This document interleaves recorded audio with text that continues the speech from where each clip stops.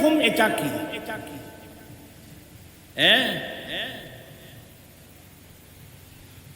আমার ভাইয়েরা, আল্লাহ রাসূল সবাই বলুন সাল্লাল্লাহু আলাইহি ওয়াসাল্লাম হজ ব্রত পালন করে দশম হিজরিতে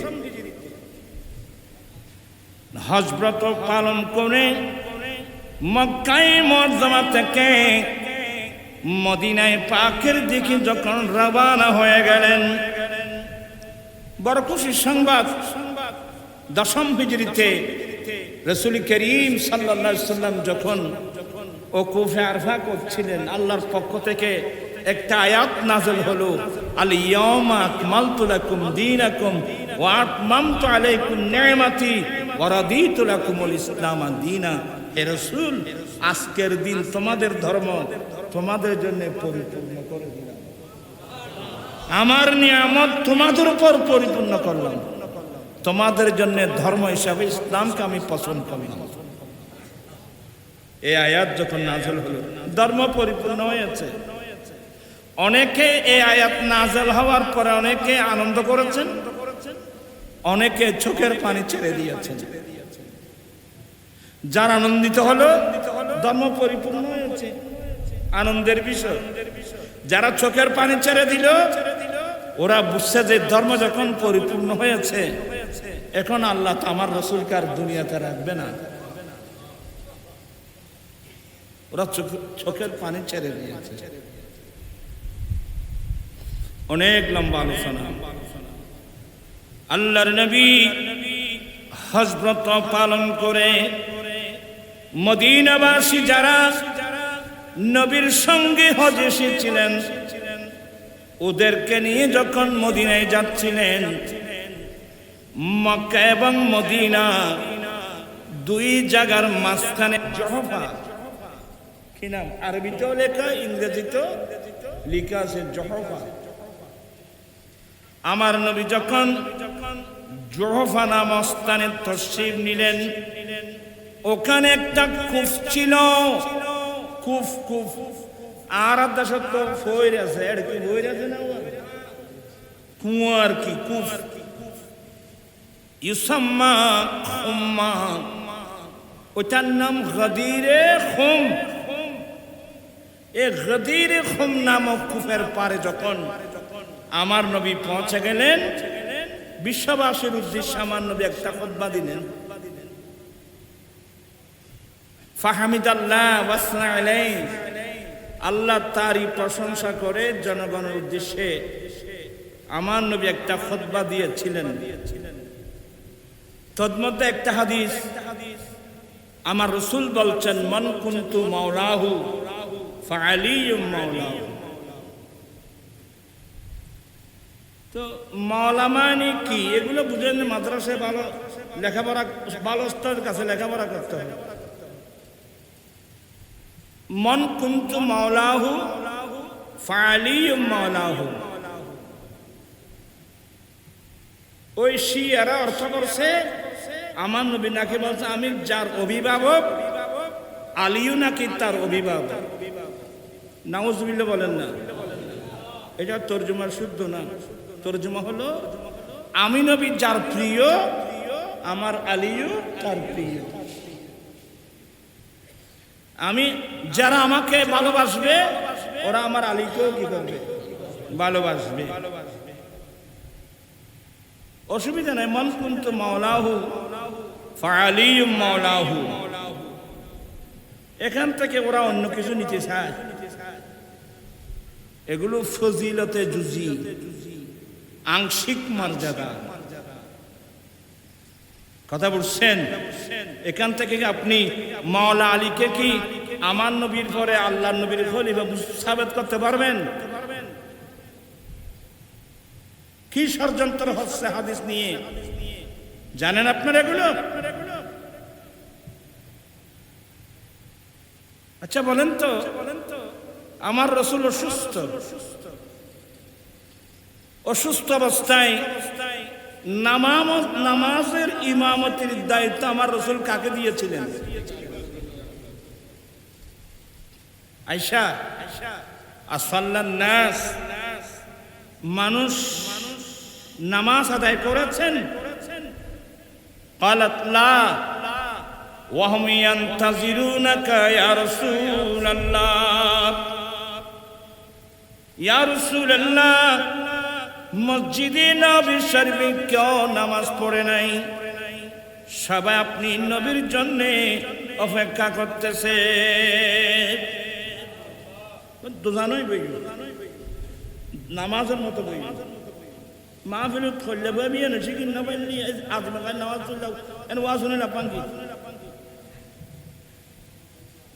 না মুরব্বী আপনাদের জন্য পারমিশন আছে, আপনারা যেভাবে সুবিধা এভাবে বসতে পারবেন। আমি ইয়ং যারা আছেন যারা ওদেরকে বলতে, মুরব্বীদের জন্য কি আছে? পারমিশন আছে, যেভাবে সুবিধা। কারণ আর দিন ইউসরু, ধর্ম একেবারে আসান সহজ, আপনার জন্য পারমিশন আছে। আমি ছেলেদের জন্য বলছি, ইয়ং যারা আছে তাদেরকে বলছি। আমি কি বলতে চেয়েছিলাম?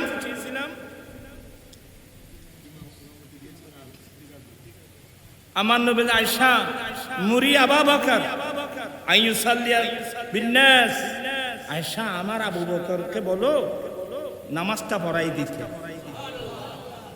আপনি খুব মনোযোগ সহকারে এগুলো শুনবেন। মা আয়েশা বলছেন, ইয়া রাসূলুল্লাহ, আমার আব্বা তো অত্যন্ত নম্র টাইপের মানুষ, আপনার অনুপস্থিতিতে আমার আব্বা আপনার মুসল্লায় দাঁড়াতে পারবে না ইয়া রাসূলুল্লাহ। তা আপনি আরেকজনকে বলেন নামাজটা পড়াই দিতে।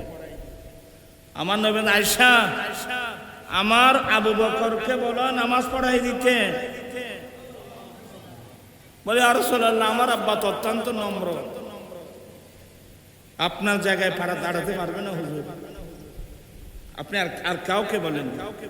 আমার নবী আয়েশা আবু বকরকে বলো নামাজ পড়াই দিতে। যখন মায়েশা বারংবার এটা বলতেছেন, আমার নবী ধমক দিয়ে বলছেন, আয়েশা তোমরা হলো না ও ঈসা আলাইহিস সালামের যুগের মহিলাদের মতো, আমি বলছি আবু বকরকে বলো নামাজ পড়াই দিতে। দেখেন নবী দুনিয়ায় থাকতে নবীর অনুপস্থিতিতে মসজিদে নববীর ইমামতির দায়িত্ব কাকে দিয়েছিল? ইমামতির দুই প্রকার, ইমামতে সগরা, ইমামতে কুবরা। ছোট ইমামতি, বড় ইমামতি, রাষ্ট্র পরিচালনা বড় ইমামতি, মসজিদের ইমামতি ছোট ইমামতি। এ হাদিসে ইঙ্গিত হলো আমার নবীর পরে ইমামতির দায়িত্ব কার উপর যাবে? সিদ্দিক আকবর উপর যাবে। অনেক লম্বা আলোচনা। আমার রাসূল বলছেন আবু বকরকে বলে নামাজ পড়াই দিতে। এই জন্য আমার নবীর ইন্তেকাল পর্যন্ত নবীর অনুপস্থিতিতে ইমামতি কে করেছিলেন? হযরত সাইয়েদনা আবু বকর সিদ্দিক রাদিয়াল্লাহু তাআলা। এবং আমার নবীর ইন্তেকালের পরে মজলিসে শুরা, যাদের পরামর্শে খলিফা নিয়োগ করা হবে, মজলিসে শুরা যাদেরকে বলা হয়, মজলিসে শুরায় হাদিসে পাক এবং রাসূল ইসলামের সুন্নাহর আলোকে গবেষণা করে নবীর পরে নবীর খলিফা নিযুক্ত করলেন কাকে? হযরত সাইয়েদনা আবু বকর সিদ্দিক রাদিয়াল্লাহু তাআলা আনহুকে। সবাই বায়াত গ্রহণ করেছেন, মাওলা আলী শাহ খোদা বায়াত গ্রহণ করে নাই। বরাবর 6 মাস পরে মাওলা আলী শাহ খোদা দেখলেন যে না, সিদ্দিক আকবরের খেলাফত এটা কি আছে, শুদ্ধ আছে। 6 মাস পরে উনিও সিদ্দিক আকবর রাদিয়াল্লাহু তাআলা কি করেছেন? বায়াত গ্রহণ করেছেন। আজীবন সিদ্দিক আকবরের নির্দেশ মোতাবেক উনি অন্যান্য সাহাবা ইকরামের মতন কাজ করেছেন। তাহলে সিদ্দিক আকবরের খেলাফত যদিও কি হয়, ভুল হয়, তো মওলা আলী শের খুদা সিদ্দিক আকবর হাতে বায়াত গ্রহণ করলেন কিভাবে? তো এগুলো বলতে গেলে অনেক আলোচনা, এতগুলো কথা আপনারা স্মরণ রাখতে পারবেন না, হয়তো এক পর্যায়ে আপনারা বিরক্ত হয়ে যাবেন। কথা বুঝে পারছে? আহলে সুন্নাত ওয়াল জামাতের আকীদা, আমার আফদালুন নাস বাদাল আম্বিয়া আবু বকর সিদ্দিক রাদিয়াল্লাহু তাআলা, এরপরে ফারুক আজম, এরপর ওসমান যিন্নুরাইন, চতুর্থ নম্বরে মাওলা আলী শের খুদা রাদিয়াল্লাহু তাআলা আনহু। এটাই হচ্ছে আহলে সুন্নাত ওয়াল জামাতের কি আকীদা। কিন্তু শিয়া নামক একদল, এদের আকীদা হলো আফদালুন নাস বাদাল আম্বিয়া হুয়া আলী। ইতারা এটা কি যে বলতার না, আজানমিতে শব্দ গোবারা দি আল আলিয়ু ওয়ালিউল্লাহ, আল আলিয়ু খড়বারাই আজানবতু। আচ্ছা, আজানমিতি বুখারী, মুসলিম, তিরমিজি, নাসাই, আবু দাউদ, ইবনে মাজাহ, পৃথিবীর ইতিহাসে ততগুলো হাদিসের ভিতর এটা আল আলিয়ু ওয়ালিউল্লাহ আজানবতুর আছে না? এর মধ্যে অতিভক্তি, মানুষের নামাজ অতিভক্তি সুরের লক্ষণ, মহব্বতে ফাড়িদের আদর কিনে তিনি, তারপরেও দোয়া করবো আল্লাহ হেদায়েত নসিব করুক, বুঝার তৌফিক দান করুক। সাবধান, সতর্ক। এশিয়াদের এক নম্বর কাজ সিদ্দিক আকবরকে গালি দেওয়া, ফারুক আজমকে গালি দেওয়া। এই জন্যে ইসলামী আকীদার যে কিতাবগুলো সরকারি বেসরকারি মাদ্রাসায় পড়ানো হয়, ওখানে একটা আকীদা লেখা আছে, সব্য শাইখাইনে কুফরুন। সিদ্দিক আকবরকে গালি দেওয়া, ফারুক আজমকে গালি দেওয়া কুফরি। কারণ সিদ্দিক আকবর ফারুক আজমের সাহাবিয়ত কিন্তু ডাইরেক্ট কোরআন শরীফ দ্বারা কি সাহাবে। সিদ্দিক আকবরকে গালি দেওয়া কুফরি, ফারুক আজমকে গালি দেওয়া কি কুফরি।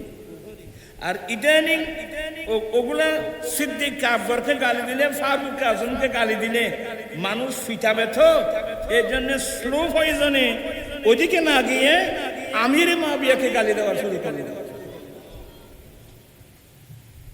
কাকে গালি দিচ্ছে? আচ্ছা, এরা আমির মুআবিয়াকে চিনে?